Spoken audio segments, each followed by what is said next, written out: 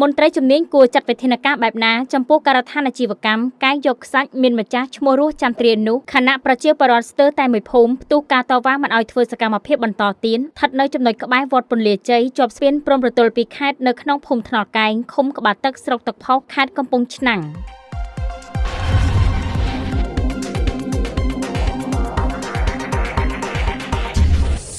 ភាពជាក់ស្ដែងនៅថ្ងៃទី25ខែកុម្ភៈឆ្នាំ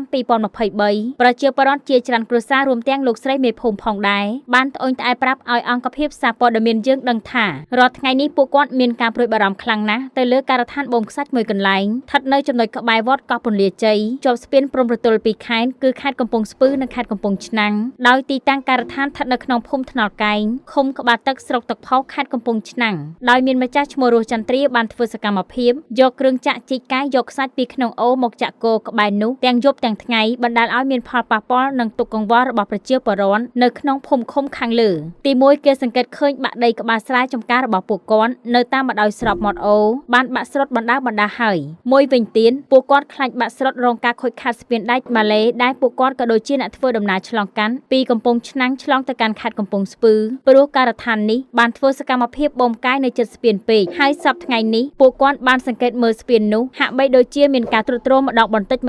ហើយដោយឃើញដីនៅខាងក្រោមស្ពានត្រូវបានបាក់ស្រុតចុះខុសពីពេលមុនមិនទាន់មានវត្តមានគ្រឿងចាក់អេសកាមកកាយនោះសូមស្ដាប់ការរៀបរាប់របស់ប្រជាពលរដ្ឋលើកឡើងនិងសំណូមពរទៅមន្ត្រីជំនាញនិងឯកឧត្តមអភិបាលនៃគណៈអភិបាលខេត្តកំពង់ឆ្នាំងបងឈ្មោះអីដែរចឹកយីមសពមកកែញពូ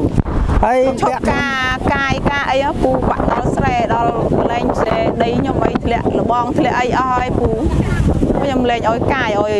រដ្ឋាភិបាលឲ្យបញ្ឈប់ការកាយការអីនឹងបាក់ដល់ស្រែដល់អីខ្ញុំអស់ហើយបាទទីរឿនដឹងខ្ញុំមកហាមគេដែរគេថាដែលបើហាមដែលតកែខ្ញុំទៅតកែខ្ញុំឲ្យមកកាយតែចឹងឈ្មោះឡាយហិនបាទរស់នៅភូមិឃុំណារស់នៅភូមិថ្នល់កែងឃុំក្បាលទឹកស្រុកទឹកផុសខេត្តកំពង់ឆ្នាំងខ្ញុំនៅជាប់ខាងក្រោមដីគាត់ហ្នឹងហើយលបងខ្ញុំហ្នឹងធ្វើមកផ្ទាំងហ្នឹងគឺបាក់អស់ហើយបាទបាក់ទៅតាមស្ទឹងអស់ហើយខ្ញុំចង់ស្នើសុំដូចជាខាងអង្គការណាដូចសម្ដេចអីចឹងសូមជួយធ្វើអន្តរាគមន៍ដល់អ្នកបូមខ្សាច់នេះដឹងអ្នកមកពីខាងណាទេបាទខ្ញុំបាក់ច្រាំងដល់ដីប្រជាពលរដ្ឋខាងហ្នឹងបងរស់នៅណានៅភូមិខ្នល់កែងឃុំក្បាលទឹកស្រុកទឹកផុសខេត្តកំពង់ឆ្នាំងហើយម៉ែខ្ញុំមាននៅនោះដែរបាក់អស់ហើយនឹងពូមានអ្នកលើអីគាត់ជួយវិឈប់អាការកាយសាច់អីចឹងណាពូប៉ះពាល់ដល់ដីប្រជាជនយើងតាមទាំងអស់នាងខ្ញុំឈ្មោះរួនសាញ់បងរស់នៅភូមិណាដែរនៅភូមិថ្នាក់កែងភូមិក្បាលទឹកស្រុកទឹកផុសខេត្តកំពង់ឆ្នាំងបីតវ៉ាឈប់អុយមិនដឹងថាក្រុមហ៊ុនឬក៏អីទេតែចង់អុយគាត់នឹងឈប់កាយខ្សាច់នេះបន្តទៀតទៅព្រោះមានផលប៉ះពាល់ដល់ប្រជាពលរដ្ឋដែលមានដីជាប់ស្ទឹងនឹងបាក់ច្រាំងបាក់អីអស់ហើយធ្វើអីអត់កើតទេខ្ញុំពរដល់ស្ថាប័នពាក់ព័ន្ធទាំងអស់ទាំងភូមិឃុំខេត្តស្រុកឬក៏ដល់សម្ដេចចាសូមអុយមានវិធានការបញ្ឈប់ការកាយខ្សាច់នេះជាបន្តព្រោះវាប៉ះពាល់ខ្លាំងដល់ប្រជាពលរដ្ឋចាខ្ញុំសូមអរគុណខ្ញុំឈ្មោះប៉ាស្រីមកសប្តាហ៍រស់នៅភូមិថ្នល់កែងនៅស្រុកទឹកផុសខេត្តកំពង់ឆ្នាំងលើកឡើងពីបញ្ហាស្ទឹងដែលជាប់ដីខ្ញុំនឹងវាបាក់អស់ហូរអស់ហើយណាមួយខ្ញុំអត់មានដីស្រែច្រើនទេមានតែមាត់ស្ទឹងគាត់ដែលបញ្ឈប់កាយសាច់តាមមាត់ស្ទឹងព្រោះអីប៉ះពាល់ដល់ដីប្រជាពលរដ្ឋច្រើនខ្លាំងណាស់មូសុគារូបភូមិថ្នល់កែងគុំក្បាលទឹកស្រុកទឹកផុសខេត្តកំពង់ឆ្នាំងវាបាក់ដល់ដីចឹងហើយវាទឹកស្ទឹងវាហូរទៅវាបាក់ច្រោះដីយើងចង់ស្នើសុំឲ្យថ្នាក់លើជួយឲ្យកុំឲ្យកាយបន្តទៀតឲ្យឈប់កាយទៅចាត់ចែងដល់ទប់ស្កាត់ក្នុងការបូមខ្សាច់ឈូសឆាយ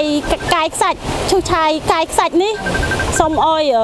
ចៅហ្វាយខេត្តមេតាចុះមកដល់ទីតាំងមកត្រួតពិនិត្យមើលអំពីការកាយខ្សាច់នេះមានផលប៉ះពាល់ដល់ប្រជាពលរដ្ឋ ច្រើនគ្រួសារចាជាច្រើនគ្រួសារនិយាយរួមទៅមកតំបន់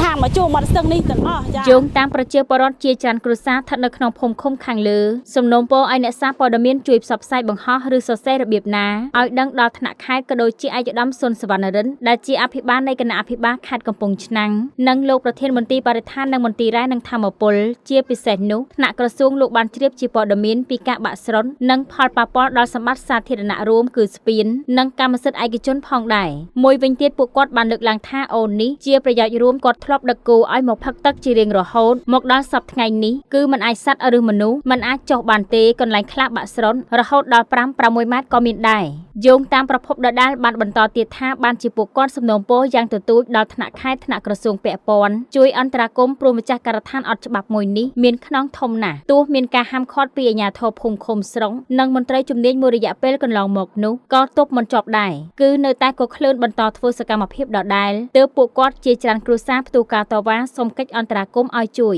ជុំវិញការចុះផ្សាយខាងលើនេះដែរអង្គភាពសារព័ត៌មានយើងពុំអាចសុំការបំភ្លឺពីម្ចាស់ការដ្ឋានអាជីវកម្មបូមខ្សាញ់ស្ថិតនៅក្បែរវត្តពន្លាជ័យជាប់ស្ពានព្រំប្រទល់ពីខេត្តទីតាំងការដ្ឋានស្ថិតនៅក្នុងភូមិថ្នល់កែងឃុំក្បាលតឹងស្រុកទឹកផុសខេត្តកំពង់ឆ្នាំងបាននោះទេដោយពុំមានលេខទំនាក់ទំនងបានជួបតែកូនចៅរបស់គាត់ថាពួកគាត់មិនហ៊ាននិយាយទេបើគ្មានប័ណ្ណបញ្ជាពីមេនោះអង្គភាពសារព័ត៌មានយើងស្នើសុំឲ្យមានការបកស្រាយពីអាជ្ញាធរមានសមត្ថកិច្ចឬមន្ត្រីជំនាញពាក់ព័ន្ធផងដែរដែលសារព័ត៌មានយើងគ្មានគោលបំណងធ្វើឲ្យប៉ះពាល់ដល់អាជ្ញាធរមូលដ្ឋានឬស្ថាប័នបុគ្គលណាម្នាក់នោះឡើយក្រៅពីផ្សព្វផ្សាយជាព័ត៌មានពិនជូនដល់ថ្នាក់ដឹកនាំឲ្យលោកបានជ្រាបជាព័ត៌មានតែប៉ុណ្ណោះអង្គភាពសារព័ត៌មានយើងរងចាំធ្វើការបកស្រាយបំភ្លឺពីសម័យខ្លួនពាក់ព័ន្ធគ្រប់ពេលវេលានៅរៀងរាល់ម៉ោងធ្វើការជុំវិញបញ្ហាការចុះផ្សាយខាងលើនេះសូមតាក់ទងលេខទូរស័ព្ទតាមទូរទស្សន៍ TV អនឡាញយើងខ្ញុំនៅរៀងរាល់ម៉ោងធ្វើការស្ដីពីច្បាប់របបសារព័ត៌មានកម្ពុជាគឺឲ្យមានភាពសុក្រិតនិងយុត្តិធម៌តែប៉ុណ្ណោះ